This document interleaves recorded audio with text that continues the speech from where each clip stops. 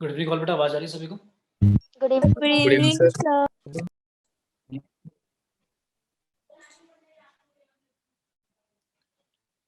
Okay. सबसे पहले आज बात करेंगे रिलेशन के बारे में। रिलेशन से पहले आता है एक जिसको बोलते हैं हम कार्टेशियन प्रोडक्ट। लेट्स से दो सेट है, एक ए है लेट्स से जिसमें 1 2 3 है, और एक बी सेट मान लेते हैं जिसमें ए और बी है। तो अगर मैं ए सेट का कार्टेशियन प्रोडक्ट करता हूं बी के साथ, तो क्या करते हैं बेसिकली कार्टेशियन प्रोडक्ट में क्या करता है, ए के एलिमेंट्स को आप मैप करते हो बी के एलिमेंट से। तो हर एक ए का जो एलिमेंट होगा उसको बी के साथ क्या करोगे, आप मैपिंग कर दोगे। तो क्या आएगा, 1 ए आ जाएगा, 1 बी, फिर इसी तरह से 2 ए, 2 बी, इसी तरह से 3 ए और 3 बी। ठीक है। सो अगर मैं इसमें मैं एलिमेंट्स काउंट करूं तो ये as a single element count होगा। इसको बोलते हैं 1 ए जो लिखा हुआ है इसको बोलते हैं ऑर्डर पेयर। Order pair.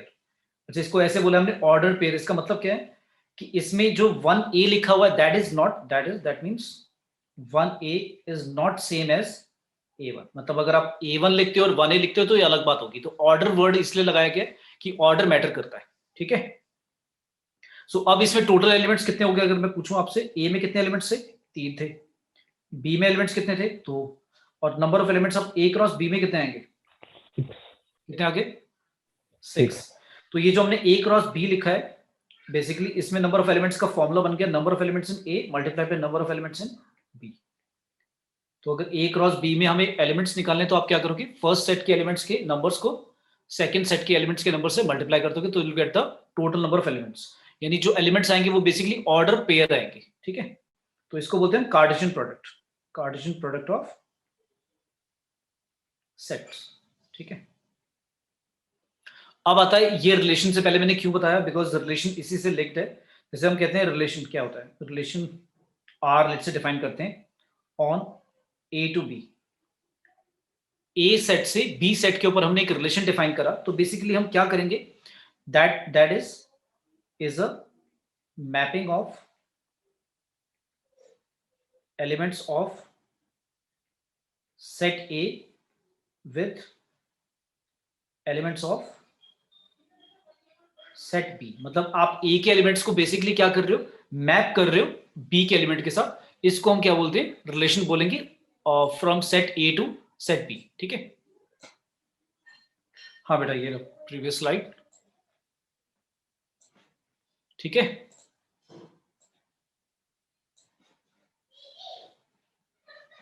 यहां तक आया बेटा समझ में सभी को? Yes sir. ठीक है। तो मैंने क्या बोला, रिलेशन जो होगा ए टू बी जो हम डिफाइन कर रहे हैं वो बेसिकली मैपिंग होगी फ्रॉम ए टू बी। अब जो मैपिंग है उसमें से अब सोच के बताना मुझे, एक मैंने क्वेश्चन दिया आपको, total number of relations that can be formed from A to B if A आपका यही है 1 2 3 और B आपका है लेट्स से A कॉमा B। तो टोटल नंबर ऑफ रिलेशन जो आप फॉर्म कर सकते हो A टू B वो कितने होंगे ये आपको बताना है। तो ये आपका क्वेश्चन है और इसके ऑप्शन दे देता हूं। फर्स्ट ऑप्शन है लेट्स से 3, B ऑप्शन है 6, C ऑप्शन है लेट्स से 32 और D ऑप्शन है नन ऑफ दिस। ठीक है। और मैं पोल स्टार्ट कर देता हूं, सबको पोल मीटर में टाइप करके अपना ऑप्शन बताना बेटा। ठीक है। पोल मैंने लॉन्च कर दिया, सभी के आंसर आने चाहिए जल्दी से।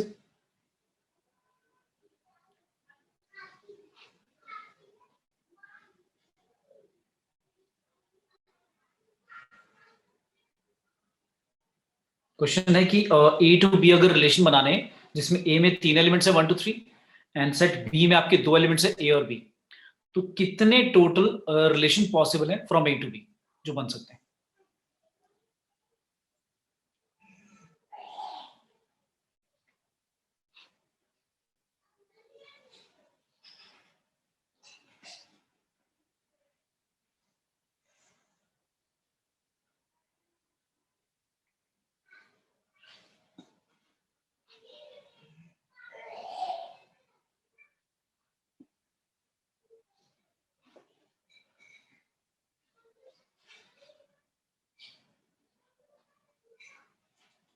ओके, डिस्कस करते हैं। ज्यादातर बच्चों ने जो आंसर दिया है वो चॉइस बी दिया है, क्योंकि उनको लग रहा है कि ए में 3 एलिमेंट हैं और बी में 2 एलिमेंट हैं, तो total element A cross B में कितने होंगे? तो total elements in A cross B क्या होंगे?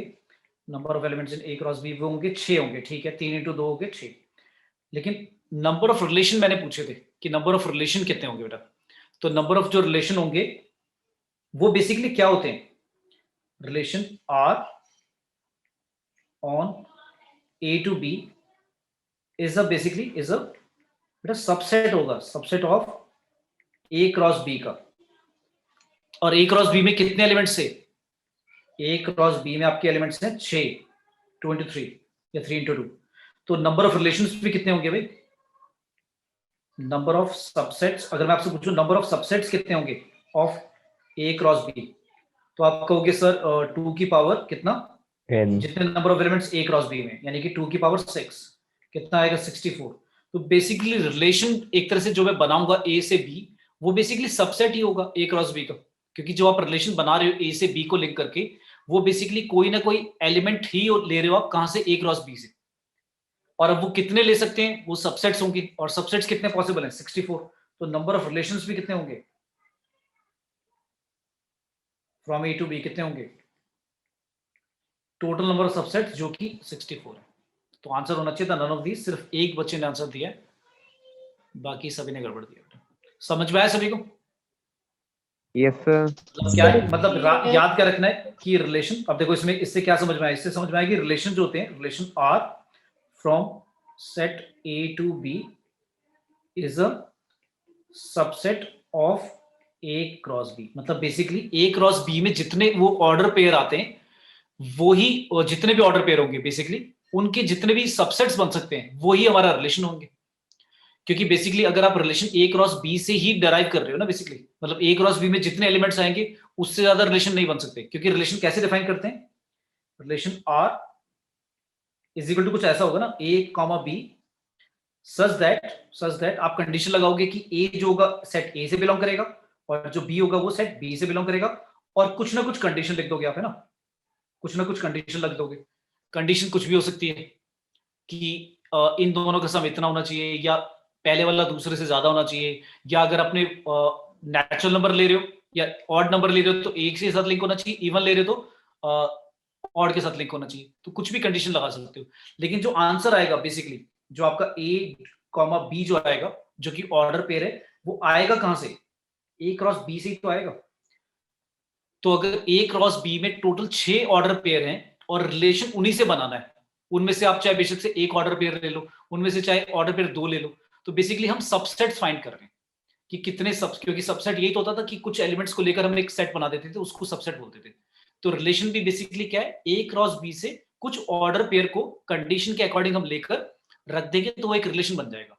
तो उसने पूछा था कितने बन सकते हैं, तो उसका आंसर होगा कि जितने भी सबसेट्स बन सकते हैं ए क्रॉस बी के, उतने ही रिलेशन बन सकते हैं। और सबसेट्स हम कैसे निकालते हैं?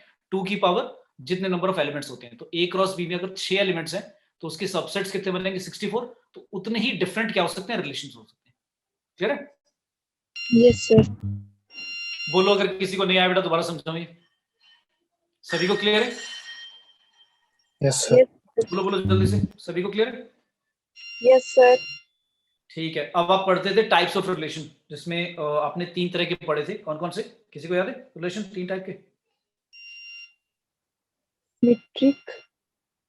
अच्छा, रिलेशन में भी एक और चीज, लेट्स से एक रिलेशन लेते हैं, उसमें डोमेन, रेंज और कोडोमेन के बारे में बात करते हैं। लेट्स से ऐसा लिखा हुआ है एक relation R on set A to B. A में आपको एलिमेंट्स दे दिए, लेट्स से 1 2 3, और बी में दे दिया लेट्स से 1 2 3 4 5 6 7 8 9 10, और आपको बोला गया कि relation R is defined as A comma B such that, condition लगा दी क्या कि B equal to twice of A होना चाहिए, where A belongs to set A and B belongs to set B, ऐसा लगा दिया कंडीशन।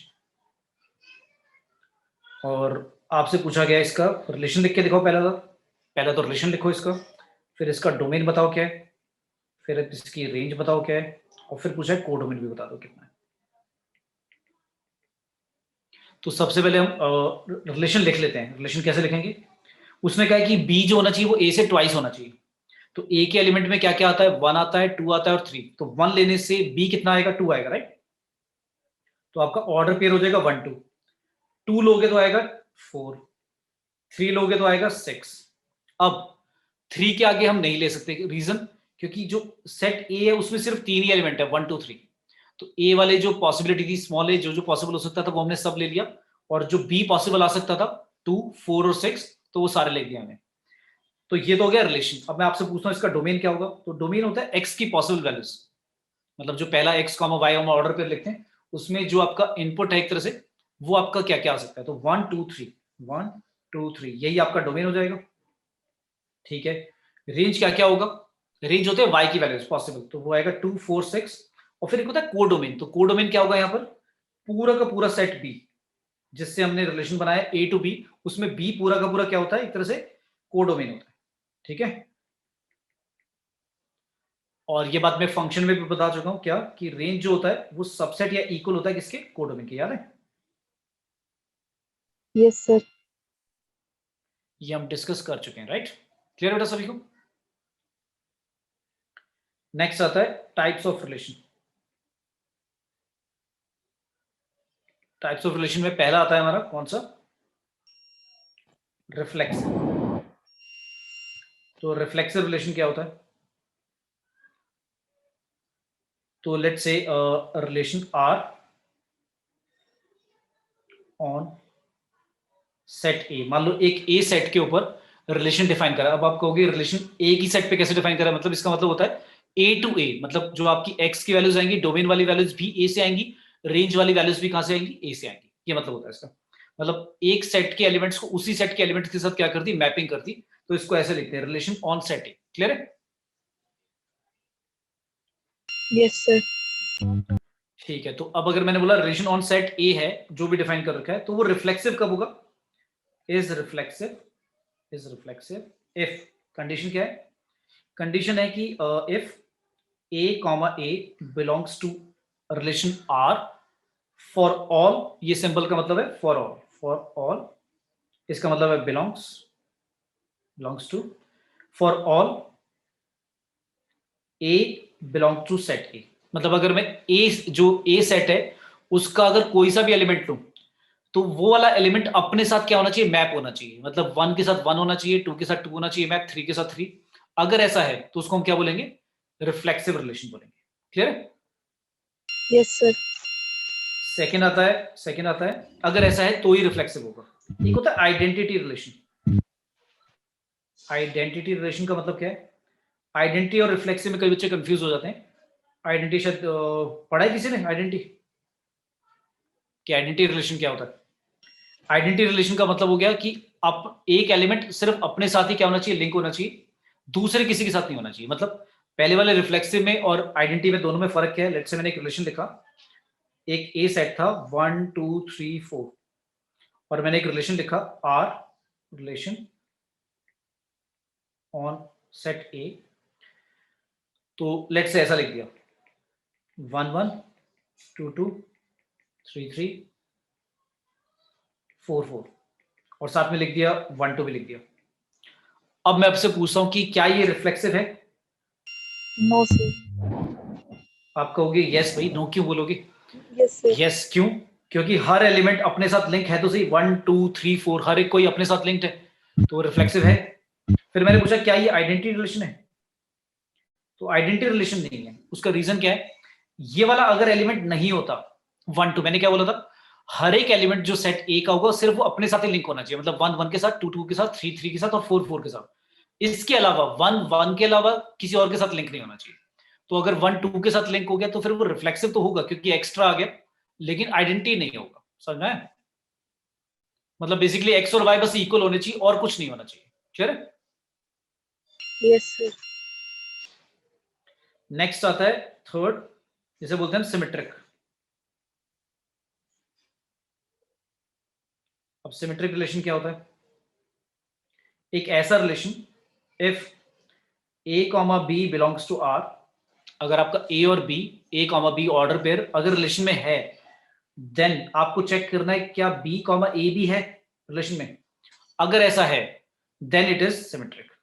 तो अगर if A comma B belongs to R, that implies या देन क्या होना चाहिए, बी कॉमा ए भी क्या होना चाहिए, सेट जो आपका रिलेशन आर में होना चाहिए। For all A comma B belongs to set A, जो भी आपका सेट है। ठीक है, क्लियर है? Yes, sir.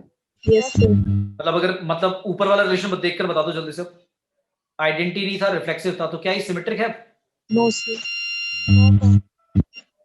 सिमेट्रिक नहीं है, क्योंकि 1 1 का उल्टा ठीक है, 2 2 का उल्टा भी ठीक है, वही आएगा। लेकिन लास्ट में जो 1 2 लिखा हुआ है उसका अगर उल्टा करते हैं तो 2 1 नहीं है, मतलब 1 2 बिलोंग कर रहा है आर से, लेकिन 2 1 नहीं है, तो इसलिए सिमेट्रिक नहीं है। ठीक है, और लास्ट आता है ट्रांजिटिव। क्या होता है transitive?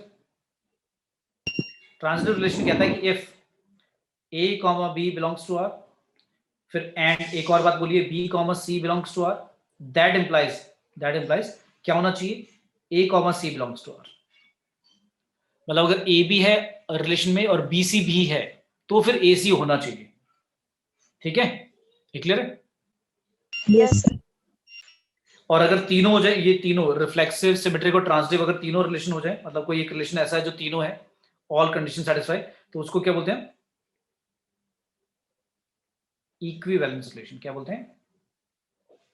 Equivalence relation. R is equivalence relation if it is reflexive भी हो जाए, symmetric भी हो जाए, and transitive भी हो जाए। तो अगर तीनों हो जाएगा तो फिर उसको बोल देंगे कैसा रिलेशन है वो, इक्विवेलेंस रिलेशन है। फिर एक क्वेश्चन आता है इस पे कि इक्विवेलेंस क्लास में निकाल के दिखाओ। तो इक्विवेलेंस क्लास के बारे में भी डिस्कस करेंगे, पर एक क्वेश्चन आता है पहले, लेट्स से सभी ध्यान से पढ़ना और आंसर करना। क्वेश्चन है कि इफ a इक्वल टू दिया हुआ है 1 2 3, find how many equivalence, find how many maximum equivalence relation can be defined on set A। मैं कहता हूं सेट A के ऊपर मैक्सिमम कितने इक्विवेलेंस रिलेशन बन सकते हैं वो आपको बताने, मतलब अलग अलग कितने इक्विवेलेंस रिलेशन बन सकते हैं पॉसिबल, वो सारे बताने। तो ऑप्शन है, option number A is 2, B option है 3, सी ऑप्शन है 4 एंड डी ऑप्शन है 5। ठीक है, ठीक है, और मैं पोल लॉन्च कर रहा हूं।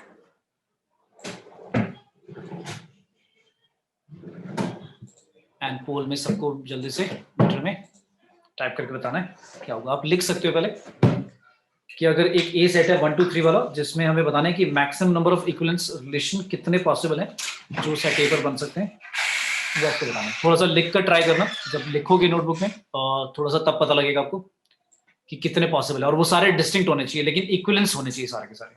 और इक्विवेलेंस की मैंने कंडीशन बता दी है सारी। इक्विवेलेंस की कंडीशन है हमारी कि एक ऐसा रिलेशन जो रिफ्लेक्सिव भी हो, सिमेट्रिक भी हो और एज वेल एज ट्रांजिटिव भी हो, उसको बोलेंगे इक्विवेलेंस रिलेशन।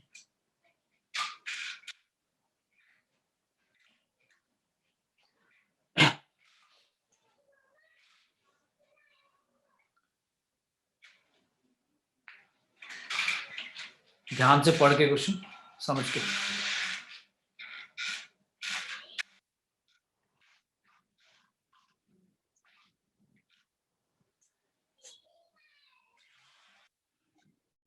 जैसे भैया अभी आधे बच्चों ने भी आंसर नहीं किया।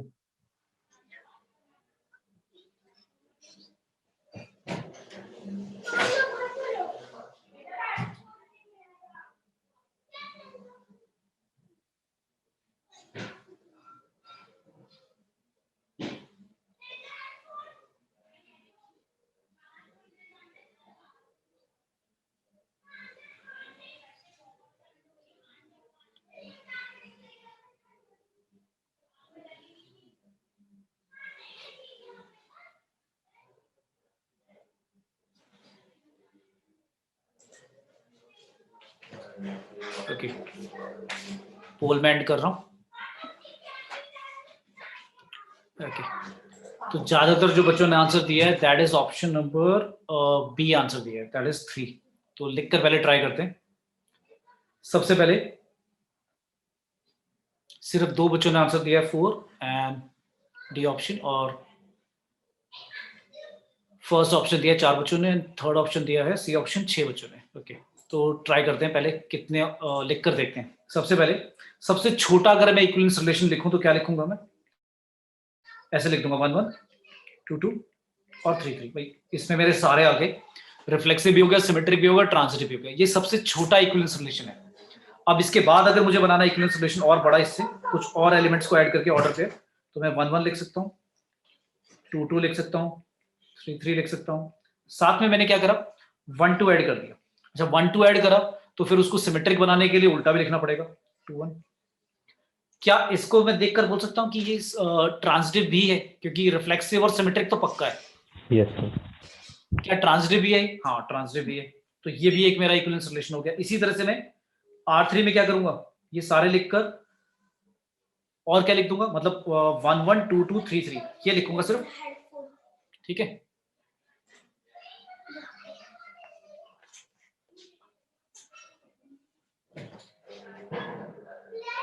मैंने लिखा, लेट्स से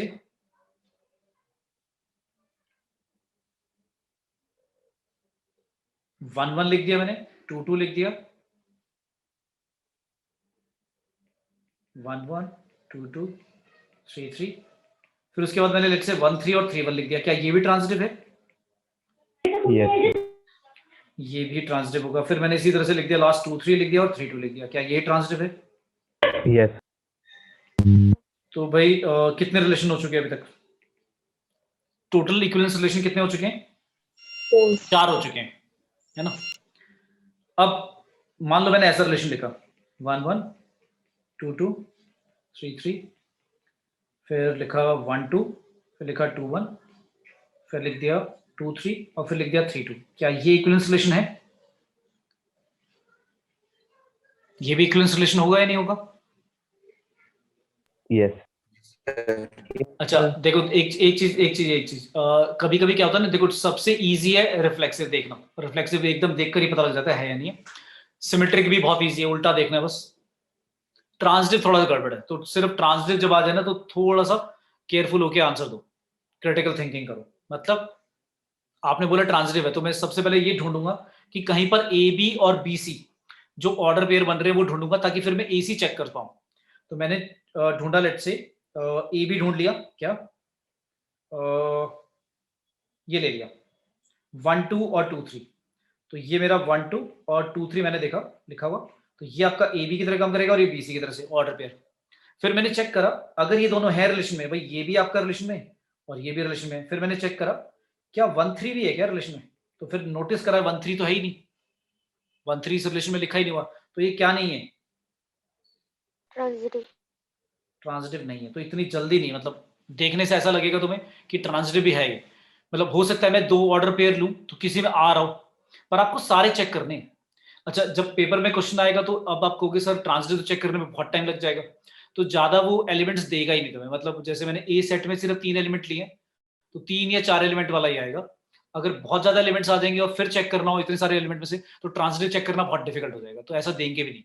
ठीक है, क्लियर है?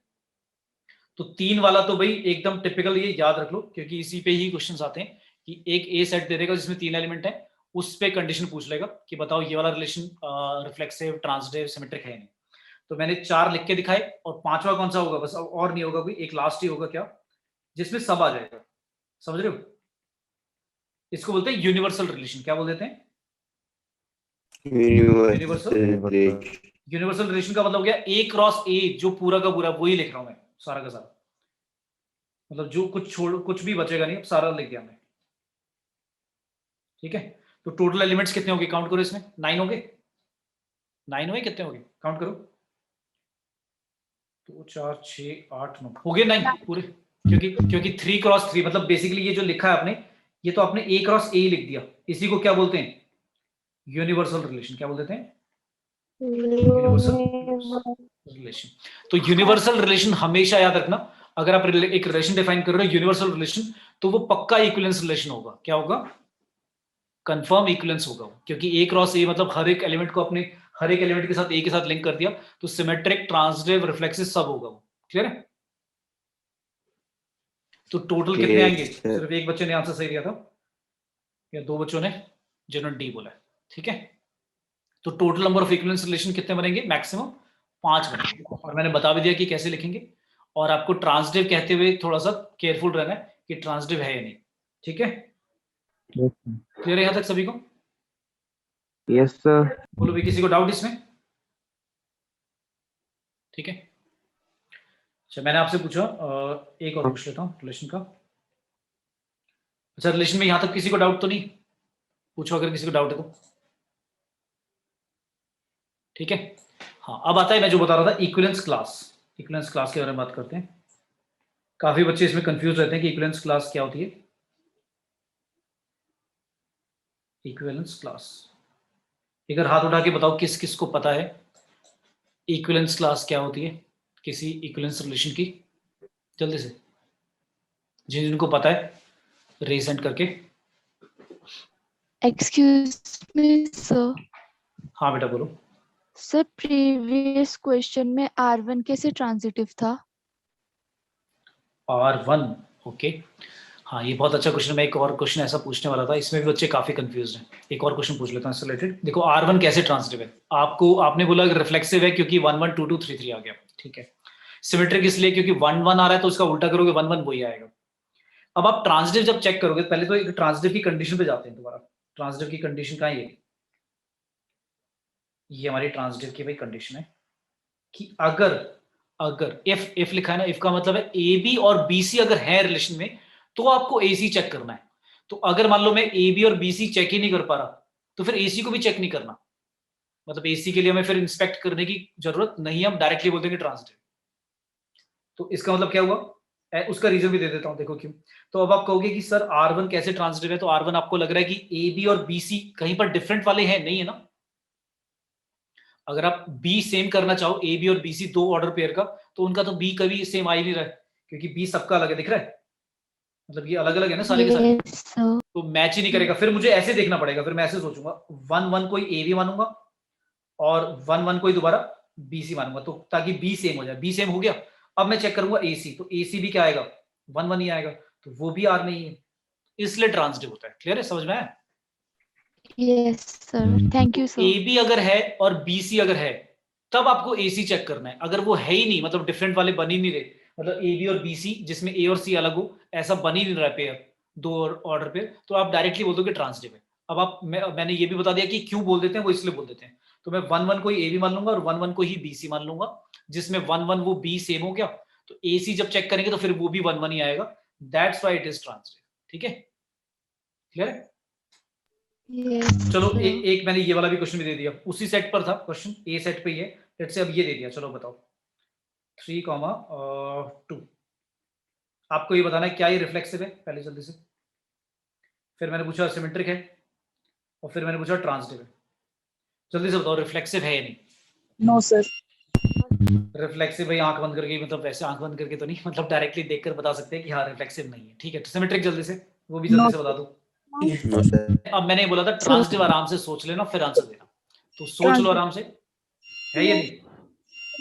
है. यस सर, है।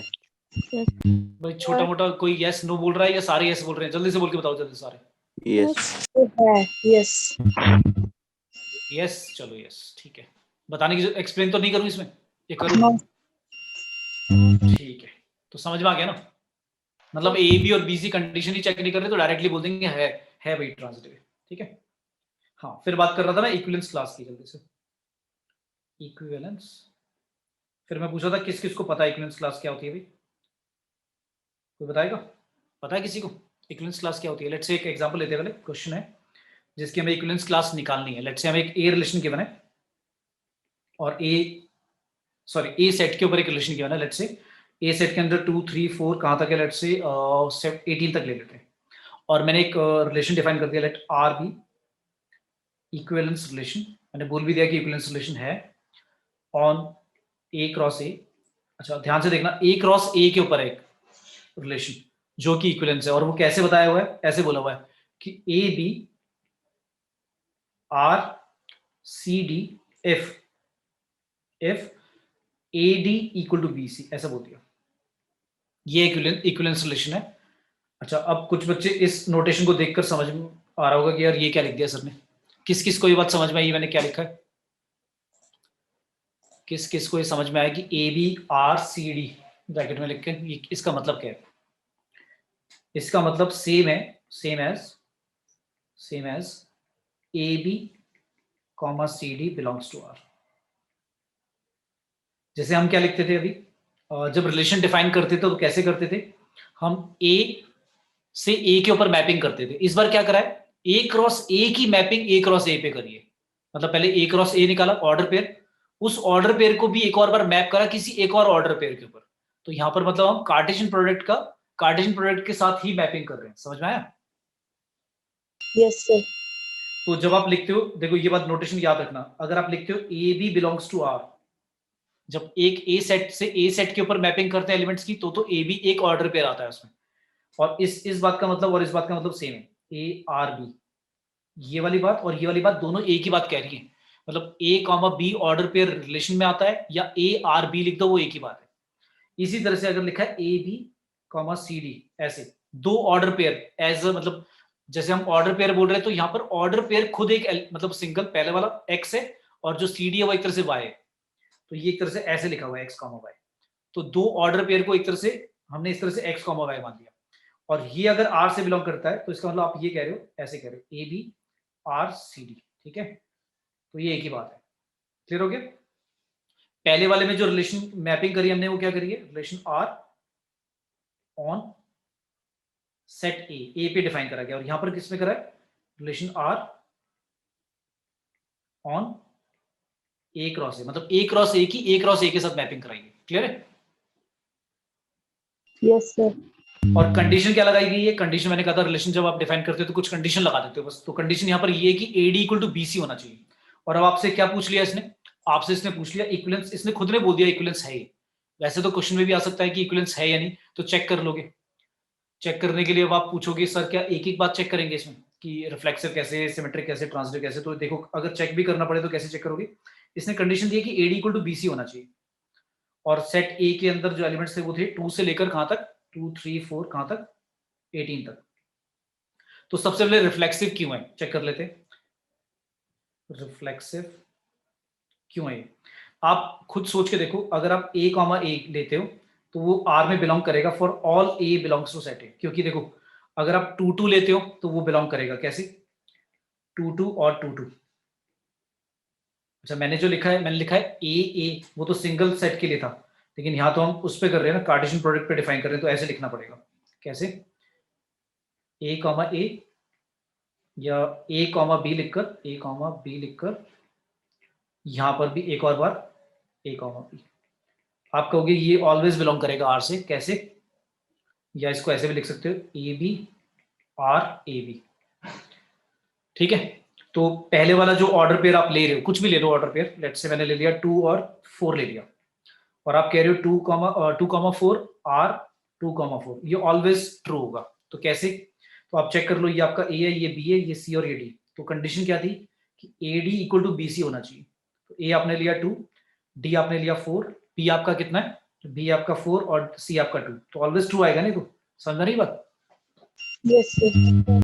तो आपका रिफ्लेक्सिव भी हमेशा होगा, अगर सिमेट्रिक है तो सिमेट्रिक के लिए ए बी कॉमा, अगर सी डी बिलोंग करता है आर से तो उल्टा भी बिलोंग करेगा, क्योंकि मल्टीप्लाई करके कुछ फर्क नहीं पड़ेगा, वो कॉम्पिटेटिव प्रॉपर्टी अप्लाई हो जाएगी। और ट्रांजिटिव चेक करोगे तो वो भी आएगा। तो अब इसने बोल तो दिया, मान लो कह दिया कि इक्विवेलेंस रिलेशन है, और फिर मुझे निकालना क्या है, क्वेश्चन फाइंड करना है इक्विवेलेंस क्लास ऑफ, किसकी इक्विवेलेंस क्लास फाइंड करनी है। लेट्स से उसने बोल दिया 3 2 की इक्विवेलेंस क्लास निकालो। अब ये जो 3 2 की इक्विवेलेंस क्लास बोला है इसने, इसका मतलब क्या है। अब जैसे कंडीशन थी कि रिलेशन के लिए एडी इक्वल टू बीसी होना चाहिए, तब जाकर हम कहेंगे कि A B A comma B R C comma D, ये कंडीशन थी। तो अब इसकी इक्विवेलेंस क्लास निकालने का मतलब पता क्या है, आपको ये दे दिया उसने, ये दे दिया, और आपसे पूछ रहा है ये कि ये बताओ क्या होगा। मतलब उसने क्या करा, जब इक्विवेलेंस क्लास पूछता है तो आपको वो पहले वाला जो एलिमेंट है वो दे देता है, दूसरे वाला पूछ रहा है, मतलब वो कह रहा है कि ए बी जो है ऑर्डर पेयर, वो किस ऑर्डर पेयर सी डी के साथ लिंक कर सकते हैं जिससे कि इक्विवेलेंसी आ जाए आंसर हमेशा। तो यानी कि वो आपको 3 2 जो दिया उसने आपको ए कॉमा बी दे दिया, अब आपसे वो सी कॉमा डी की पॉसिबल वैल्यूज पूछ रहा है कि कौन कौन से ऑर्डर पेयर ऐसे होंगे सी कॉमा डी जो सेट ए क्रॉस ए से हम बना सकते हैं जिससे कि इक्विवेलेंस रिलेशन की कंडीशन सेटिस्फाई हो जाए। तो हम क्या करेंगे, सबसे पहले क्या करेंगे, हम जो लिखेंगे हम उसमें सी कॉमा डी पॉसिबल लिखने हैं और कंडीशन क्या है कि A D equal to B C होना चाहिए। तो अगर 3 2 की पूछी है तो यानी कि ये ए और बी के बने और हमें निकालना क्या, सी कॉमा डी, और ऐसे निकालना है कि आपका कंडीशन सेटिस्फाई हो जाए, मतलब A D equal to B C आ जाए। तो ए कितना है 3 और डी आपको नहीं पता, बी कितना है आपका 2 और सी नहीं पता। अब सोचो अगर आप सी की पहले वैल्यू लोगे तो सी की वैल्यू कहां से स्टार्ट करोगे, सी की वैल्यू जो सेट ए था उसमें कहां से स्टार्ट होगी, 2 से स्टार्ट होगी, क्योंकि जो सेट ए है हमारा वो कहां से स्टार्ट हो रहा है, 2 से लेकर 18 है ना। तो सेट ए में अगर आपके एलिमेंट्स 2 से लेकर 18 है तो सी की मिनिमम पॉसिबल वैल्यू क्या होगी, 2। तो अगर आपने सी की वैल्यू 2 ले ली तो डी की वैल्यू कोई पॉसिबल ऐसी आएगी जिससे कि आंसर सेम आ जाए, नहीं आएगी ना, क्योंकि Yes. 2 को 2 से मल्टीप्लाई करके क्या आएगा 4, और 4 लेफ्ट साइड में 3 इंटू समथिंग करेंगे, लेकिन उसमें समथिंग में आप 2 से लेकर 18 तक ही वैल्यूज ले सकते हो, तो ये तो कभी ट्रू नहीं आएगा। तो सी की वैल्यू 2 पॉसिबल ही नहीं है, इग्नोर कर दी, ये हटा दिया पेयर। फिर 2 के साथ नेक्स्ट लिया, सी की वैल्यू 3, अगर सी की वैल्यू 3 लेते हैं तो डी की वैल्यू कितनी लेनी पड़ेगी, 2 लेनी पड़ेगी, तो एक ऑर्डर पेयर आपका क्या बन गया, 3 2 बन गया। ठीक है, फिर आपने क्या करा, फिर 2 के साथ 4 लिया, 3 के साथ क्या लोगे, पॉसिबल ही नहीं है, ये वाला भी खत्म हो गया। फिर 2 के साथ आपने क्या लिया, 5 लिया, तो 3 के साथ क्या लोगे, ये भी पॉसिबल नहीं है। फिर आपने 2 के साथ क्या लिया, 6 लिया, तो 3 के साथ क्या लेना पड़ेगा बताओ, 4 4 के साथ लेना पड़ेगा भाई 4, तो 6 के साथ यानी 4 आएगा, क्या आएगा 6 के साथ 4, समझ में आया। तो अब आपने क्या करा, अब आप सारे चेक नहीं करोगे, आपको थोड़ा सा एक दो लिखकर पैटर्न समझ में आ जाएगा, देखो वो कह रहा है यहाँ पर 3 बढ़ा, यहाँ पर 2 बढ़ा, तो अब नेक्स्ट में क्या होगा, 3 बढ़ेगा 9 और यहाँ पे बढ़ेगा 6, चेक भी कर सकते हो ऐसे ही, 3 बढ़ेगा 12 और यहाँ पे बढ़ेगा 2 8, फिर 15 और 10, और फिर कहां तक जा रहे थे 18 तक, तो 18 और, ठीक है। तो ये पूरी की पूरी आपकी क्या आ गई, इक्विवेलेंस क्लास आ गई, मतलब ये सी कॉमा डी की पॉसिबल वैल्यूज आ गई सारी, समझ में आया? Yes, sir. बोलो भी, सभी को क्लियर है? Yes, sir. yes तो ये yes इक्विवेलेंस क्लास होती है बेटा, ठीक है। तो इक्विवेलेंस क्लास में मतलब हमें पहले वाला ऑर्डर पेयर दिया हुआ है, आपको सेकंड ऑर्डर पेयर बताना है जिससे कि इक्विवेलेंस जो रिलेशन है उसकी कंडीशन सेटिस्फाई हो जाए, ठीक है। क्लियर हो गया? Yes, transitive sir. Function clear है, ट्रांजिटिव क्या होता है, इक्विवेलेंस क्या होता है, ठीक है।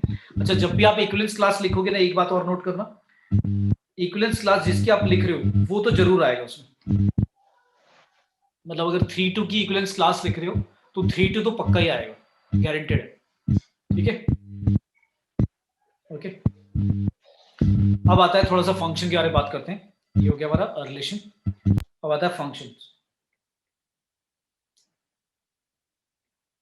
अच्छा, फंक्शन मैंने जब आई थिंक फर्स्ट क्लास ली थी, इफ यू ऑल रिमेंबर, मैंने फंक्शन एक्सप्लेन करा था कि फंक्शन क्या है। फंक्शन एक मतलब मशीन की तरह से मान लो, जो हमें क्या करता है, हमारे से इनपुट लेता है x और क्या बना कर देता है आउटपुट, या y बोल दो या fx बोल दो, और इस मशीन की एक कंडीशन है, कंडीशन क्या है, कंडीशन ये है कि एक x के लिए जो आउटपुट होना चाहिए वो यूनिक और रियल होना चाहिए, क्या होना चाहिए,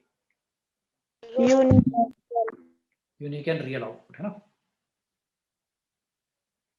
तो यूनिक आना चाहिए और रियल। यूनिक का मतलब ये होता है कि अगर आपने x की वैल्यू 1 डाली है किसी फंक्शन में, तो 1 से जो आंसर आ रहा है, दूसरी बार अगर 1 दोबारा डालते हो तो 1 से जो आंसर पहले आ रहा था वही आना चाहिए। ऐसा नहीं होना चाहिए कि पहले आपने 1 डाला, मतलब ऐसे नहीं होना चाहिए कि f1 डाला 2 आ गया और फिर दोबारा f1 डाला 3 आ गया, ये फंक्शन नहीं होगा, नॉट अ फंक्शन, ठीक है भाई। yes sir रिलेशन हो सकता है, रिलेशन में 1 के साथ 2 भी हो सकता है, 1 के साथ 3 भी लिंक हो सकता है, उसमें कोई प्रॉब्लम नहीं है। तो कोई पूछे कि फंक्शन है, नहीं है, बट रिलेशन पॉसिबल है।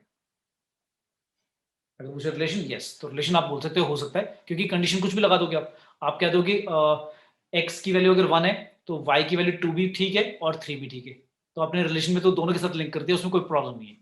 कंडीशन लगा दी आपने कि जब जब आपका जो y की वैल्यूज होंगी, लेट्स से मैं कहता हूँ 3 और 2 से लेकर 3 तक होगी, तो आपका x जो है वो 1 होगा।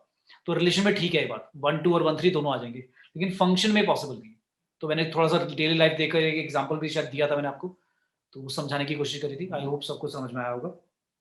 लेकिन क्या ऐसा पॉसिबल है कि अलग अलग इनपुट के लिए fx1 के लिए आंसर 1 आ रहा है और fx2 के लिए भी आंसर 1 आ रहा है, but x1 is not equal to x2? तो क्या ये इज f फंक्शन? क्या ये ठीक है? ऐसा बोल सकते हैं? No, sir. yes sir, ये ठीक है भाई। ये ठीक इसलिए है, आपने fx लिख दिया x2, 1 से भी 1 आ गया, -1 रखा तो भी आपका आंसर आ गया 1। तो ये फंक्शन है भाई। क्यों नहीं होगा? मैंने कंडीशन क्या बोली थी? मैंने बोला था एक x के लिए, सेम x के लिए y डिफरेंट नहीं होना चाहिए, आउटपुट डिफरेंट नहीं होना चाहिए, पर डिफरेंट इनपुट के लिए आउटपुट सेम हो सकता है। हाँ, हो सकता है।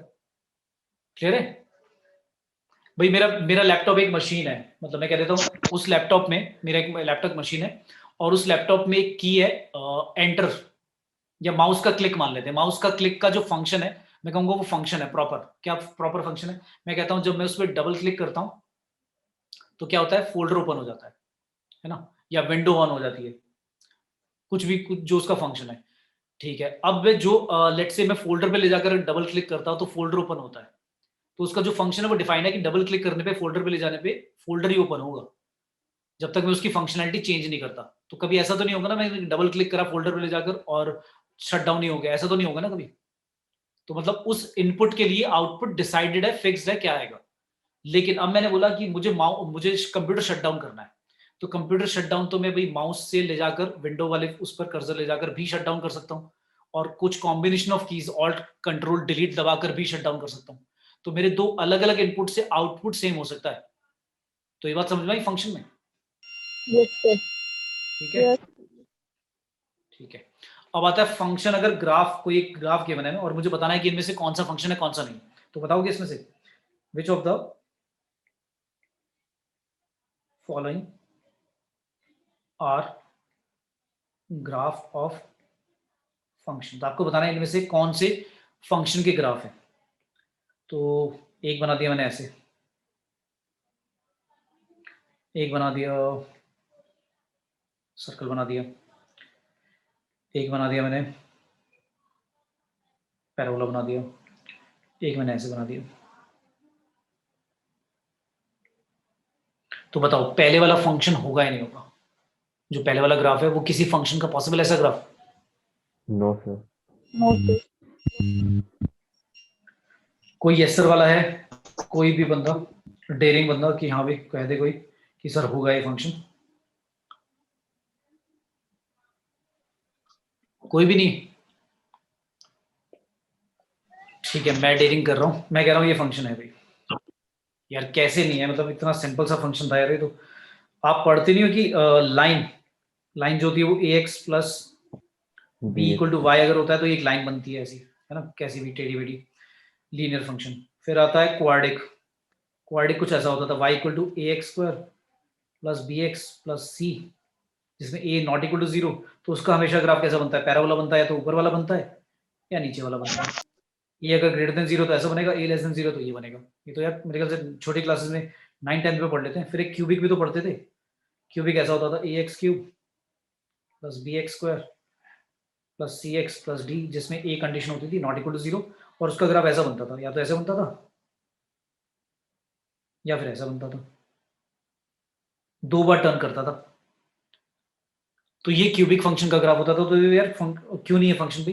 क्योंकि ये जो क्यूबिक बोलते थे हम, क्यूबिक पॉलिनोमियल बोलते थे। क्या बोलते थे? Cubic polynomial.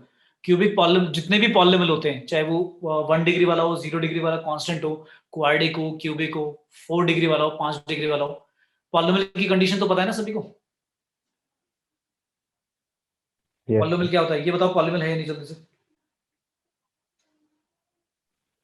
no sir, is it a polynomial? x plus 1/x y equal to, क्या ये पॉलिनोमियल है? yes sir, क्या कर रहे हो भाई? नहीं है। चलो तो मैं ले जाता हूँ 9-10 में ले जाता हूँ। कैसे करोगे यार? पॉलिनोमियल पहचान नहीं पा रहे हो कि पॉलिनोमियल कौन सा है?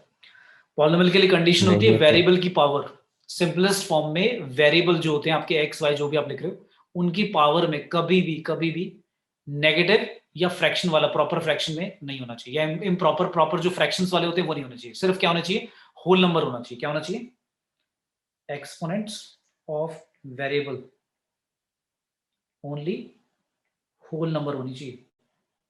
और आप देख रहे हो कि इसको मैं लिखूंगा तो ऐसे लिखा हुआ है एक्स की और 1 और एक्स की और -1 है, तो प्लस में, तो ये -1 वाले की वजह से प्रॉब्लम हो गया, ये पॉलिनोमियल नहीं है। क्लियर है? Yes, sir. तो ऐसे मत करो भाई।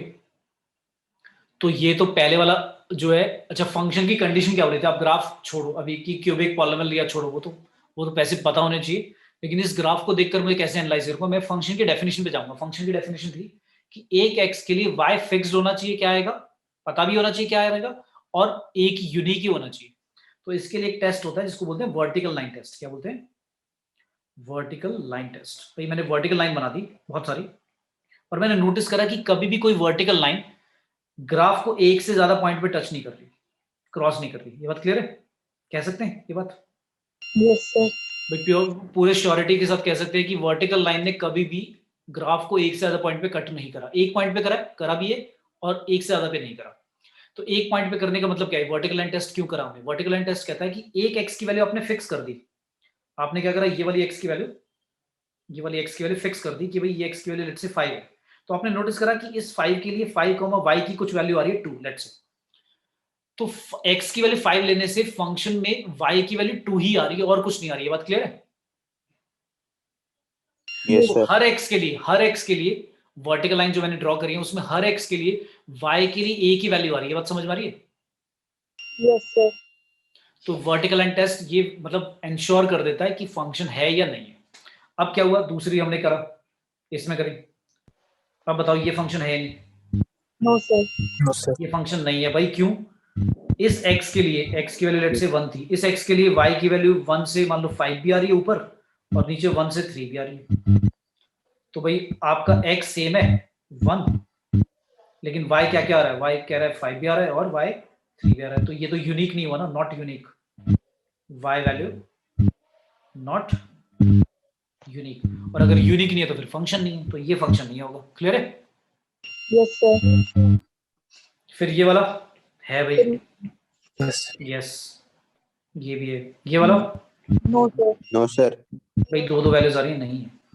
तो तुम्हें अब ये बात भी समझ में आ गई होगी, जितने भी पॉलिनोमियल होते हैं, पॉलिनोमियल में वेरिएबल की पावर कभी भी नेगेटिव है, वैसे फ्रैक्शन में नहीं होनी चाहिए, सिर्फ होल नंबर होनी चाहिए। दूसरी बात, पॉलिनोमियल जो होते हैं जितने भी आप पढ़ते थे 9th 10th में, वो सारे के सारे फंक्शन ही होते हैं, पर 9th 10th तक उनको कोई फंक्शन बोलता नहीं था। हम सिर्फ पॉलिनोमियल पढ़ लेते थे, ट्रिग्नोमेट्री पढ़ लेते थे, ट्रिग्नोमेट्रिक फंक्शन नहीं बोलते थे उन्हें। तो पॉलिनोमियल, ट्रिग्नोमेट्री ये सारे फंक्शन होते हैं, ठीक है। दूसरी बात, अगर पॉलिनोमियल फंक्शन है तो तुम्हें अब ये बात समझ में आएगी कि 9th 10th तक जब पैराबोला बनाते थे तो हर कोई ये बताता था कि पैराबोला ऐसा बनता है, बस ऐसा और ऐसा, ऊपर जाता है या नीचे जाता है, सिमेट्रिकल होता है। कोई ये नहीं कहता था कि ऐसा बनता है, कहता भी नहीं था, और एक्सप्लेन भी कोई नहीं करता था कि ऐसा क्यों नहीं बनता, हॉरिजॉन्टल ऐसा पैराबोला क्यों नहीं बन जाता कभी किसी क्वाड्रिक का। तो उसका रीजन यही है, क्योंकि ये फंक्शन नहीं होगा। क्योंकि अभी हमने ऊपर चेक करा ना, ये वाला हमने मना कर दिया, ये डी वाला जो है पैराबोला तो है पर ये फंक्शन नहीं है। अगर फंक्शन नहीं है तो फिर पॉलिनोमियल बन ही नहीं सकता ऐसा क्वाड्रिक। समझा है? Yes, sir. ठीक है, समझ में आ रहा है? Yes, sir. बताना अगर ऊपर से जा रहा है तो, नहीं आ रहा तो दोबारा कोई भाई नहीं आ रहा समझ में पूछते रहना। ये बेसिक्स बता रहा हूँ ये तो मैं बहुत ही ज्यादा, ठीक है। इसका मतलब 11th में ढंग से पढ़ाई नहीं हुई है, इसका मतलब ये, तो मेहनत करनी है बहुत ज्यादा, ठीक है। Yes, sir. ठीक है। अच्छा, अब आता है बेसिक एक और चीज, जब फंक्शन समझ में आया, अब बहुत इंपॉर्टेंट चीज आती है कि फंक्शन जब डिफाइन करते हैं, ए टू बी ऐसे डिफाइन करा जाता है किसी भी फंक्शन को। ये फंक्शन की प्रॉपर लाइक डिफाइन करने का तरीका है, function definition. A to B मतलब वो ये ए टू बी मैपिंग होती है, पर मैपिंग कैसी, यूनिक मैपिंग है कि हर ए के एलिमेंट के साथ बी का कोई एलिमेंट क्या होना चाहिए, लिंक होना चाहिए। मतलब ए का कोई भी एलिमेंट छूटना नहीं चाहिए। तो ए जो लिखा है आपने, ये बेसिकली पूरा का पूरा सेट यही डोमेन होता है आपका फंक्शन का। डोमेन क्या होती थी, possible values of X comma Y जो आप लिखते हो, उसमें एक्स जो इनपुट होता था उसकी पॉसिबल वैल्यूज को आप क्या बोलते थे, डोमेन। तो जो पहला सेट होता है फंक्शन में, जब आप ए टू बी बोलते हो, फंक्शन सच दैट, ये जो दो डॉट लगाए इनका मतलब सच दैट इस तरह से रीड करते हैं ए टू बी। तो ए जो पहला सेट है वो मैं कहूंगा वो पूरा का पूरा डोमेन है, मतलब ए में जितने भी वैल्यूज हैं ए सेट के अंदर उनके लिए मेरे पास कोई यूनिक आंसर है कहां पर, बी के अंदर। तो बी के अंदर मेरा क्या होगा, रेंज होगा। तो क्या मैं ये बोल दूं कि बी रेंज है? Is it correct? Yes, sir. ये ठीक है? Yes, sir. Yes, और sir. बच्चे भाई No, sir. सभी के आंसर आना चाहिए, यस नो, कुछ कॉन्ट्राडिक्टरी आंसर भी होने चाहिए ताकि डिस्कशन हो। सारे यस सर बोल रहे हैं? चलो मैं ही No, बोल sir. देता हूँ, मैं ही No, बोल देता हूँ sir. no। मैं ही बोल देता हूँ रॉन्ग है। अब आ रहे आंसर बच गए बच्चों के, नो। Code बेटा name. रेंज नहीं होगा, रेंज इसी में से आएगा, ये कंफर्म है। इसको क्या बोलेंगे, रेंज नहीं, इसको क्या बोलेंगे? Codomain. अभी हमने रिलेशन में भी पढ़ा था, Codomain. क्या बोलते हैं? कोडोमेन बोलते हैं। मतलब रेंज आएगा, ये कंफर्म है भाई, यहीं से आएगा। और कहां से आएगा? जब ए से बी मैपिंग करी है तो ए के एलिमेंट, जितने भी ए के एलिमेंट है उनको लिंक तो पक्का करना है। उसमें से ए में से कोई ऐसा नहीं होना चाहिए एलिमेंट जिसके लिए आप बता ही नहीं पा रहे कि आंसर बी में क्या होगा। तो ऐसा तो नहीं होना चाहिए पहली बात। तो पहले वाला सेट तो पक्का डोमेन होगा, दूसरे वाला सेट रेंज नहीं होगा, लेकिन रेंज उसी में से आएगा। तो फिर मैं क्या बोलूंगा, जो बी सेट है यानी जो रेंज है बेसिकली वो सबसेट है या इक्वल है किसके, बी के। और बी हमारा क्या है, कोडोमेन है। क्लियर है? Yes, समझ sir. में? Yes, sir. तो किसी भी फंक्शन को इस तरह से प्रॉपर्ली क्या करते हैं, डिफाइन करते हैं। ए आपका डोमेन होता है और बी आपका कोडोमेन होता है। लेकिन ऐसा भी हो सकता था कि बी आपका रेंज भी होता, ऐसा पॉसिबल है, पर हमेशा नहीं होगा, यूजुअली ऐसा नहीं होता। ठीक है, मतलब मैं ये नहीं कह रहा हूं कि जो बी सेट है वो रेंज हो ही नहीं सकता। ऐसा भी हो सकता है कि कोडोमेन ही रेंज के इक्वल हो जाए, ऐसा पॉसिबल है। एग्जाम्पल मैंने लिख दिया, एक फंक्शन लिख दिया आर टू आर, और मैंने कह दिया कि एफ एक्स इक्वल टू है एक्स क्यूब। तो सोच के बताओ जल्दी से, ये जो मैंने लिखा है इसमें डोमेन क्या है आपका? डोमेन तो देखकर ही बता सकते हैं क्या है, आर है, एवरी रियल नंबर। कोडोमेन क्या है? कोडोमेन भी सीधा बता सकते हैं भाई, दूसरे वाला सेट ही होता है, यानी ये भी आर ही होगा। अब रेंज बतानी है, रेंज क्या होगी? रेंज भी आर होगी क्या, या कुछ लिमिट होगा कि यहां से यहां तक ही आ सकता है, बाकी नहीं आएंगे आंसर? क्योंकि देखो रियल नंबर जब लिखा है कोडोमेन, तो कोडोमेन का एक सबसेट ही होगा, इक्वल भी हो सकता है, सबसेट भी हो सकता है, छोटा प्रॉपर सबसेट। तो आपको बताना है कि सारे रियल नंबर लिंक हो जाएंगे, मतलब सारे के सारे रियल नंबर जो होंगे वही रेंज होंगे या नहीं, या कुछ ऐसा रह जाएगा कि भाई ये वाला जो होगा ये एलिमेंट किसी के साथ लिंक नहीं होगा, तो कोडोमेन जो होगा वो रेंज के इक्वल नहीं होगा। बताओ, सर इक्वल नहीं होगा। इक्वल होगा या नहीं होगा? No, sir. No, sir. No sir, yes sir, okay, contradictory answer आ रहे हैं। तो भाई ये भी आ रही होगा। क्यों? कोई भी रियल नंबर ले लो, कोई भी रियल नंबर, उसके लिए पक्का एक्स की वैल्यू निकल जाएगी। मतलब आप एक्स की वैल्यू, अच्छा आप कहोगे सर रेंज में ना -1 निकाल के दिखाओ, तो मैं कहूंगा एक्स की वैल्यू -1 रखने पर आपका आंसर भी -1 ही आएगा। लो आ गया। आप कहोगे सर इतना अजीब सा आंसर निकाल के दिखाओ, कहां से आएगा ये? X cube equal to, let's say मैं कह देता हूँ -√3, ऐसा निकाल के दिखाओ। तो मैं क्या करूंगा बताओ? मैं एक्स की वैल्यू क्या लूंगा, पता है क्या ले लूंगा? कोई बताएगा? बताओ बताओ। 27। नाइन्थ रूट ले लूंगा, नाइन्थ रूट ले लूंगा किसका, 3 का, वो भी नेगेटिव। इसका क्यूब करूंगा तो यही तो आएगा। ठीक है, और ये आपका रियल नंबर से बिलोंग करता है, ये बात भी ठीक है भाई। नाइन्थ रूट लेना है किसका, 3 का और नेगेटिव वाला, तो रियल नंबर है, ठीक है। और उसका क्यूब करूंगा तो फिर क्या आएगा, क्यूब रूट आएगा 3 का माइनस वाला, क्योंकि नेगेटिव का नेगेटिव ही रहेगा। और नाइन्थ रूट क्या बन जाएगा, नाइन्थ रूट का मतलब क्या, 1/9 पावर। उसका क्यूब करोगे तो 1/3 पावर हो जाएगी, जो कि क्यूब रूट है। तो ये बात समझ में आ रही है कि हर रियल नंबर के लिए कुछ ना कुछ एक्स है ऐसा जो निकल जाएगा। ये बात क्लियर है? Yes, sir. ओके, अब मैंने दूसरा पूछा, तो यहां पर मैं कहूंगा जो रेंज है और कोडोमेन वो दोनों इक्वल है, यानी ठीक है, इसमें यानी कि रेंज जो होगा वो आर ही होगा। लेकिन मैंने ऐसा दे दिया आर टू आर और एफ एक्स दे दिया एक्स स्क्वायर। अब बताओ डोमेन कितना है? Sir, R. कोडोमेन भी पता है हमें, R. तो डोमेन और कोडोमेन तो आर ही है। रेंज क्या होगा जल्दी से? रेंज कहां से कहां तक होगा अगर कोडोमेन के इक्वल नहीं है? पहली बात, कोडोमेन के इक्वल है या नहीं? Sir, नहीं है। नहीं है। कोई ऐसा है जो बच्चा कह रहा है, जो कोई बच्चा ऐसा है कोई जो धोखे में कि भैया रियल नंबर के ही इक्वल होगा, ताकि मैं क्लियर करूं क्यों नहीं है।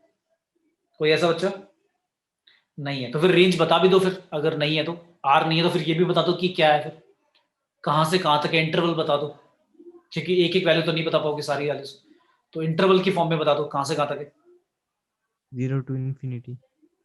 वेरी गुड भाई, जब स्क्वायर लिखा है तो स्क्वायर दिखते ही समझ में आ जाना चाहिए कि किसी भी रियल नंबर का कॉम्प्लेक्स के बारे में बात नहीं कर रहे, क्योंकि कॉम्प्लेक्स में फिर वो आई भी आ जाता है, आई का स्क्वायर तो -1 होता है, तो वो नेगेटिव में भी आ सकता है। रियल नंबर की बात कर रहे हैं, तो अगर रियल नंबर है उस रियल नंबर का जब आप स्क्वायर करोगे तो एकदम ही समझ में आ जाना चाहिए कि उसकी मिनिमम वैल्यू 0 होगी और उससे बड़ी, तो 0 से लेकर इन्फिनिटी, और इन्फिनिटी पे क्या डालते हैं, ओपन इंटरवल, क्योंकि इन्फिनिटी कोई रियल नंबर नहीं होता, हमें पता ही नहीं कहां पर है वो, उससे जस्ट पहले कोई एक रियल नंबर होगा वहां तक, ये बोल रहे हैं।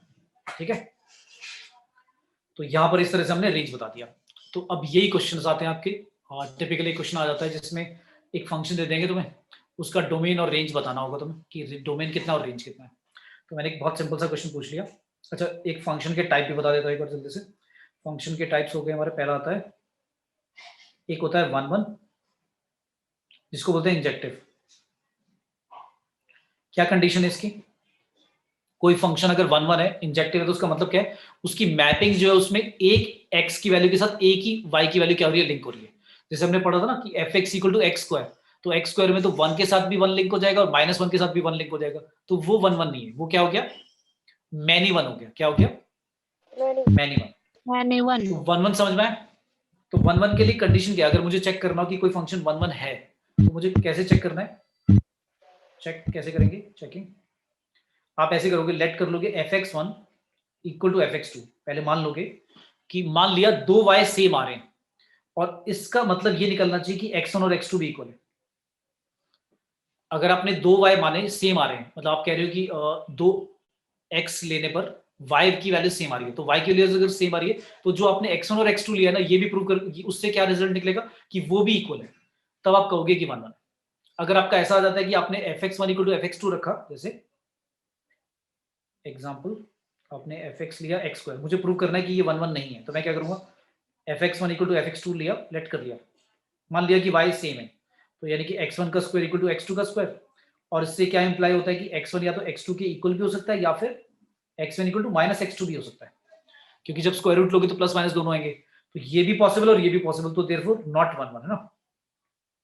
अगर 1 1 होता तो सिर्फ ये आना चाहिए था, x1 इक्वल टू x2, दूसरे वाला कंडीशन पॉसिबल नहीं होनी चाहिए थी। क्लियर है? Yes, sir. तो चलो फिर मैंने अब ध्यान से पढ़ना क्वेश्चन। f दिया एक फंक्शन,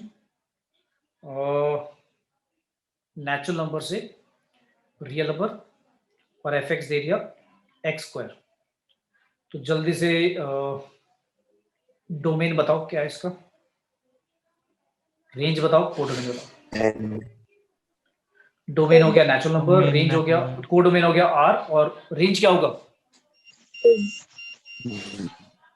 रेंज क्या होगा, 0 to Real रेंज क्या होगा, सिर्फ परफेक्ट स्क्वायर आएंगे, नहीं जीरो से इन्फिनिटी निकल तो गया। अभी देखो, अभी अब जिस बच्चे ने बोला 0 से इन्फिनिटी, ये भी रॉन्ग हो गया, ये रॉन्ग हो गया, क्योंकि अगर आप नेचुरल नंबर ले रहे हो तो नेचुरल नंबर में तो 1 का स्क्वायर, 2 का स्क्वायर, 3 का स्क्वायर, 4 का स्क्वायर, मतलब सिर्फ परफेक्ट स्क्वायर ही आएंगे, है ना।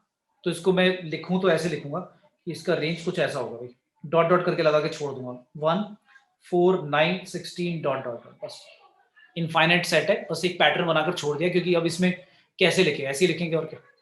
ठीक है, तो ये होगा रेंज। चलो ये हो गया डोमेन, रेंज और कोडोमेन। फिर मैंने पूछा 1 1 है या नहीं, जल्दी से बताओ, क्या ये 1 1 है, 1 1 है या नहीं? Yes, sir. Yes sir. Sir. अच्छा, अभी मैंने जब ऊपर पूछा था कि x स्क्वायर 1 1 है, जब r से r था तब नहीं था। अब ऐसा क्या हो गया कि x स्क्वायर ही लिखा हुआ है, कुछ बच्चे कंफ्यूज हैं, जिनको पता है उनको समझ में आ गया, तो कोई बच्चे कंफ्यूज है, सर ने अभी तो मना करा था कि ये x स्क्वायर अगर होता है तो 1 से भी 1 आ जाता है, -1 से भी 1 आ जाता है, बिल्कुल ठीक कहा था। लेकिन अब आपने एक चीज नोटिस नहीं करी, जिन बच्चों को नहीं आया समझ में उनके लिए बता रहा हूँ, एक चीज हमने ये नोटिस नहीं करी कि इस बार जो x की वैल्यूज है, जो डोमेन में आप वैल्यूज लोगे, वो तो नेचुरल नंबर बोलिए इस बार। तो अगर आपने ऐसा कर भी दिया, आपने टेस्ट करने के लिए fx1 इक्वल टू fx2 रख दिया, और टेस्ट करके रखा कि x1 square equal to x2 का स्क्वायर, तो आंसर आ गया x1 इक्वल टू x2 और क्या आ गया x1 equal to minus x2। फिर मैंने कहा ये तो पॉसिबल ही नहीं है। क्यों नहीं है पॉसिबल? क्योंकि x1 और x2 जो दोनों वैल्यूज हैं वो बिलोंग करती है नेचुरल नंबर से। तो अगर x1 और x2 दोनों नेचुरल नंबर है तो एक नेचुरल नंबर दूसरे का नेगेटिव तो हो ही नहीं सकता दूसरे नेचुरल नंबर का, क्योंकि 1 जो होगा वो -1 का नेगेटिव है और -1 नेचुरल नंबर नहीं होता, तो ऐसा कभी पॉसिबल ही नहीं होगा। और जब ये पॉसिबल ही नहीं है तो फिर यही चीज पॉसिबल होगी, और अगर ये है तो फिर 1 1 है। आया समझ में? तो ऐसा नहीं कि मैंने बोल दिया x स्क्वायर 1 1 नहीं होता तो बच्चे ने मान लिया, कोई हार्ड रूल नहीं है। मतलब ऐसा नहीं कि x स्क्वायर लिखा है तो आंख बंद करके बोल दिया आपने 1 1 नहीं है। आपको क्या करना है, मैंने क्या बोला था ध्यान है, जब फंक्शन डिफाइन करते हैं तो उसकी डेफिनेशन पे बहुत ज्यादा ध्यान देना है। डेफिनेशन मतलब फंक्शन कहां से कहां मैप करा गया, नेचुरल नंबर से r में मैप करा गया। तो ये चीज इंपॉर्टेंट है, जिस बच्चे ने इस बात को इग्नोर कर दिया वो आंसर गड़बड़ कर देगा। ठीक है भाई? Yes sir. अच्छा, अब एक आता है ये तो हो गया 1 1, अब आता है एक ऑन टू। तो क्या ये ऑन टू है? ऑन टू बताएगा क्या होता है कोई? ऑन टू को हम और क्या नाम बोलते हैं? जैसे मैंने 1 1 के लिए वो लिखा, क्या बोल देते हैं हम? इंजेक्टिव बोल देते हैं। एक होता है ऑन टू। क्या होता है ऑन टू? ऑन टू को बोलते हैं सर्जेक्टिव। क्या बोलते हैं? सर्जेक्टिव। तो ऑन टू का मतलब होता है कि कोई फंक्शन अगर ऑन टू है तो इसका मतलब है एवरी, लेट्स से एक फंक्शन डिफाइन करा गया था आर से आर ना, तो अब इस बार मैंने फंक्शन लेट्स से नॉर्मल सा फंक्शन ले लिया ए टू बी ऐसे डिफाइन कर रहा हूं। तो मैं कह रहा हूं अगर कोई फंक्शन ऑन टू है, अगर कोई फंक्शन ये वाला function F A to B वाला, ये आपका अगर ऑन टू है, इसकी बात कर रहे हैं, तो ऑन टू होने के लिए कंडीशन क्या है कि उसका जो रेंज होना चाहिए और कोडोमेन वो दोनों इक्वल होने चाहिए। क्या होने चाहिए? इक्वल, यानी कि बी के इक्वल होने चाहिए। अगर ऐसा है तो मैं बोलूंगा कि वो क्या है? फंक्शन ऑन टू है। क्लियर? तो जब आपका रेंज, जैसे मैंने बोला था कि रेंज होता है वो सबसेट होता है कोडोमेन का, या इक्वल भी हो सकता है, तो अगर इक्वल हो जाता है तो फिर वो क्या होगा? ऑन टू होगा। मतलब इसका मतलब ये हुआ कि जो बी सेट के एलिमेंट्स हैं उनके लिए मैपिंग जो हो रही है वो एक्स की कोई ना कोई वैल्यू के साथ हो रही है, तो कोई भी बी का एलिमेंट लेफ्ट आउट नहीं रह गया। तो हर बी के एलिमेंट को हमने किसी ना किसी एक्स के साथ लिंक कर रखा है, तब जाकर हम बोलेंगे उसको कि वो ऑन टू है। क्लियर? यस समझ सर। में आया? तो ये वाला फंक्शन बता दो, ये वाला फंक्शन बता दो ऑन टू है या नहीं? नो ये वाला सर। फंक्शन ऑन टू होगा नहीं होगा? ये वाला F X equal to X square जब एफ एन टू आर था, तो क्या यहाँ पर मेरा जो रेंज है वो आर है? नहीं है ना, रेंज तो भी ये आएगा ना। तो क्या रेंज और कोडोमेन इक्वल आ रहे हैं? No sir. नहीं आ रहे, तो ये भाई ऑन टू नहीं है। ठीक है? अच्छा, फिर ऊपर वाला बताना, ये वाला, क्या ये वाला ऑन टू है?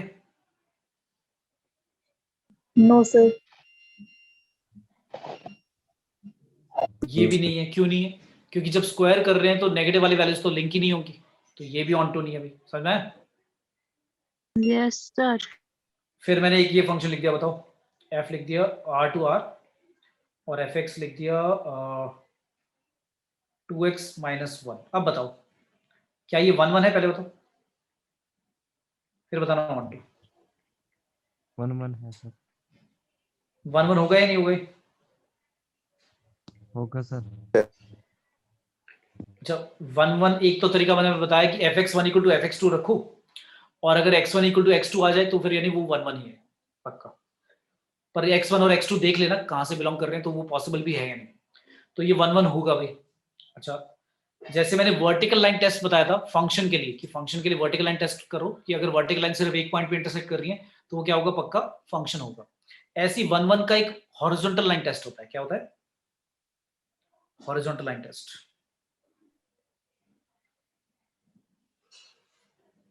Horizontal line test for 1 1 function. अगर कोई फंक्शन है लेकिन 1 1 चेक करना है, तो मान लो उसका ग्राफ ऐसा है। अब ये जो मैंने लिखा है 2x माइनस 1, 2x माइनस 1 देख के ही पता लग रहा है एक लाइन बनेगी, है ना? तो मान लो कोई ग्राफ ऐसा है, जैसे कि एग्जांपल ले लेते हैं, क्या ले लेते हैं, एक्स स्क्वायर का ही ले लेते हैं ग्राफ। एक्स स्क्वायर का ग्राफ ऐसा बनता है, y equal to X square का ग्राफ ऐसे वर्टिकल एक्सिस की तरफ होता है, ऐसे बनता है। ये मैंने ग्राफ बनाया किसका? y equal to X square का, एक्स स्क्वायर का फंक्शन बनाया जस्ट टू r से r है, let's say function let's say r से r है, और ये लिखा हुआ y equal to X square. तो मैंने कहा कि क्या ये 1 1 है? तो 1 1 के लिए मैंने बोला हॉरिजॉन्टल लाइन टेस्ट कर लो। वैसे तो पता है कि एफ एक्स अगर एक्स स्क्वायर के इक्वल है और आर टू आर है तो -1 के लिए भी 1 आएगा, 1 के लिए 1, तो 1 1 नहीं है। लेकिन वैसे मैं बता रहा हूँ हॉरिजॉन्टल लाइन टेस्ट करके भी पता लगाया जा सकता है। आपने हॉरिजॉन्टल लाइन टेस्ट करा तो उसमें क्या करा आपने, नोटिस करा सिंगल y के लिए, मतलब इस y के लिए आपकी x की 2 वैल्यूज आ रही है, दिख रही है a और b पर। Yes, sir. भाई y तो सेम है, हॉरिजॉन्टल लाइन जब बनाओगे तो y तो सेम रहेगा, x डिफरेंट आ रहा है। तो ऑब्वियसली बात है, समझ में आ गया कि x की 2 अलग अलग वैल्यूज के लिए जो a और b पर उनकी कॉरेस्पॉन्डिंग x की वैल्यूज, उन दोनों के लिए y सेम आ रहा है, तो इसका मतलब ये 1 1 नहीं है। तो अगर यानी हॉरिजॉन्टल लाइन एक से ज्यादा पॉइंट पे कट कर रही है, क्रॉस कर रही है ग्राफ को, तो फिर वो 1 1 नहीं होगा। समझ में आया? Yes, sir. Yes, sir. लेकिन अब आपको पता है कि ये जो 2x - 1 है ये तो एक स्ट्रेट लाइन बनती है, इसका अगर ग्राफ बनाओगे तो आप एक स्ट्रेट लाइन बनेगी। x की वैल्यू 0 पुट करोगे तो y -1 आएगा, और y 0 पुट करोगे तो x की वैल्यू हाफ आएगी, तो कुछ ऐसी लाइन बनेगी। और आपको पता है लाइन पे अगर मैं हॉरिजॉन्टल लाइन टेस्ट करूं, हॉरिजॉन्टल लाइन बनाऊं, तो एक ही बार तो टच करेगा। क्लियर है? मतलब एक y के लिए एक ही वैल्यू आएगी x की, ये बात क्लियर है? Yes, sir. तो ये 1 1 है। अब मैं पूछता हूं ऑन टू है क्या ये? ऑन टू के लिए मैंने क्या बोला था, अगर आपका जो कोडोमेन है वो रेंज के इक्वल हो जाए तो आपका क्या होगा, ऑन टू होगा। तो आपका यहाँ पर कोडोमेन क्या है, आर है, तो क्या रेंज भी यही होगा? No, sir. बताओ, रेंज भी क्या आर ही होगा? No, sir. अब ये चेक करने के लिए कि रेंज में भी सारी वैल्यूज रियल नंबर आ जाएंगी क्या, इसके लिए हम क्या करते हैं, ऐसे करते हैं। देखना, आपका फंक्शन लिखा था F X equal to 2x - 1, इसको आप y मान लो पहले, y मानकर x की वैल्यू निकाल दो y के टर्म्स में, क्या आ गया, ये आ गया। अब ये जो x निकल गया, आपको ऑन टू चेक करने के लिए क्या करना है, एफ एक्स को पहले y मानो, ये चेकिंग कर रहे हैं किसकी, चेकिंग कि ऑन टू है। ऑन टू के लिए फंक्शन था आर टू आर, और ये गिवन था F X equal to 2x - 1, और मुझे चेक करना था ये ऑन टू है नहीं। तो ऑन टू के लिए मैंने क्या करा, एफ एक्स को y माना, y मान के मैंने x की वैल्यू कॉरेस्पॉन्डिंग y के टर्म्स में निकाल दी। तो x की वैल्यू जब y के टर्म्स में आ गई, अब मैं ये चेक करूंगा कि क्या हर y जो कि रियल नंबर से बिलोंग करता है, क्योंकि y आपका कहां से बिलोंग करता है, r से बिलोंग करता है, तो क्या हर y जो रियल नंबर होगा उसके लिए कुछ ना कुछ x एग्जिस्ट करेगा रियल नंबर। तो मैं कहूंगा हाँ, क्यों, क्योंकि y+1 डिवाइड बाय 2 जब आप करोगे तो y की वैल्यू कोई भी रियल नंबर रख दो, +1 करके डिवाइड बाय 2 करके रियल ही आएगा। ये बात क्लियर है? Yes, sir. भाई y रियल है तो y+1 रियल होगा, और y+1/2 भी क्या होगा, रियल होगा, जो कि x रियल नंबर से बिलोंग करता है। तो यानी कि कोई ना कोई x ऐसा पक्का होगा जिसके लिए कोई ना कोई जो रियल नंबर y है वो लिंक हो रहा होगा। ठीक है, ये बात समझ में आई? Yes, sir. तो हर y जो रियल नंबर से बिलोंग करता है उसके लिए मेरे पास x है, तो मैं कह सकता हूं हाँ ये भी क्या है, ऑन टू है। ठीक है, समझ में आया? Yes, sir. Yes, sir. अच्छा, कोई फंक्शन अगर 1 1 भी हो गया, ऑन टू भी हो गया, तो ऐसे फंक्शन को क्या बोलते हैं पता है, f क्या बोलते हैं उसको, बाइजेक्टिव बोलते हैं। क्या बोलते हैं? बाइजेक्शन या बाइजेक्टिव फंक्शन बोल देते हैं। बाइजेक्टिव फंक्शन का मतलब क्या, 1 1 भी ऑन टू भी। और ये कंडीशन होती है, ये कंडीशन होती है कि अगर किसी फंक्शन का इनवर्स एग्जिस्ट करता है। इनवर्स का मतलब, एक फंक्शन का इनवर्स का मतलब ये होता है कि इनपुट को आपने आउटपुट बना दिया, आउटपुट को इनपुट बना दिया। जैसे मैं कहता हूं तुम्हारा लाइक किसी शॉप का जो रेवेन्यू है, एक फंक्शन है वो है 200x, 200 रुपीज का कोई वो आइटम सोल्ड करता है और उसका रेवेन्यू जो है x आइटम सोल्ड करके इतना आता है 200x। तो मैं कहूंगा कि क्या ये फंक्शन जो है इसका इनवर्स क्या होगा। तो इनवर्स निकालने का मतलब मैं ये कह रहा हूं कि अगर मुझे रेवेन्यू पता है तो उसका x की value, number of input, number of values जो उसने सेल करी है वो कितनी होंगी। तो मतलब हमने उल्टा कर दिया, इनपुट गिवन था तो आपने आउटपुट रेवेन्यू निकाल दिया। लेकिन अगर अब आपको रेवेन्यू गिवन है और x निकालना है तो वो आपका जो फंक्शन होगा उसको हम क्या बोलेंगे, इनवर्स फंक्शन। मतलब ये x equal to revenue divide by 200, तो ये जो फंक्शन आएगा ये क्या होगा, आपका इनवर्स फंक्शन होगा। लेकिन इनवर्स के लिए कंडीशन जरूरी क्या है कि वो जो फंक्शन आप जिसका आप इनवर्स निकालने की कोशिश कर रहे हो वो सबसे पहले बाइजेक्टिव होना चाहिए। क्या होना चाहिए? बाइजेक्टिव होना चाहिए। मतलब f inverse exist if f क्या होगा, इज बाइजेक्टिव। कैसा होगा? बाइजेक्टिव। तो ये याद रखना है कि कोई फंक्शन का अगर इनवर्स एग्जिस्ट करता होगा तो वो पक्का क्या होना चाहिए, बाइजेक्टिव होना चाहिए। ठीक है, अब इसके बारे में थोड़ा सा सोचना कि ऐसी कंडीशन क्यों लगाई कि बाइजेक्टिव होना चाहिए, नहीं तो इनवर्स एग्जिस्ट ही नहीं करेगा। ये थोड़ा सोचना, नेक्स्ट क्लास में एक्सप्लेन करूंगा। ठीक है, और कुछ फंक्शन का इनवर्स करेंगे और कुछ डोमेन रेंज के क्वेश्चन करेंगे नेक्स्ट क्लास में। तो अपना ये फंक्शन के बेटा जो बेसिक्स हैं और रिलेशन ये आपको प्रिपेयर करके रखना है। ठीक है। Yes, sir. ठीक है, ओके, चलो thank you all. Thank you, sir. Thank you. Okay बेटा, bye bye. Thank you, sir.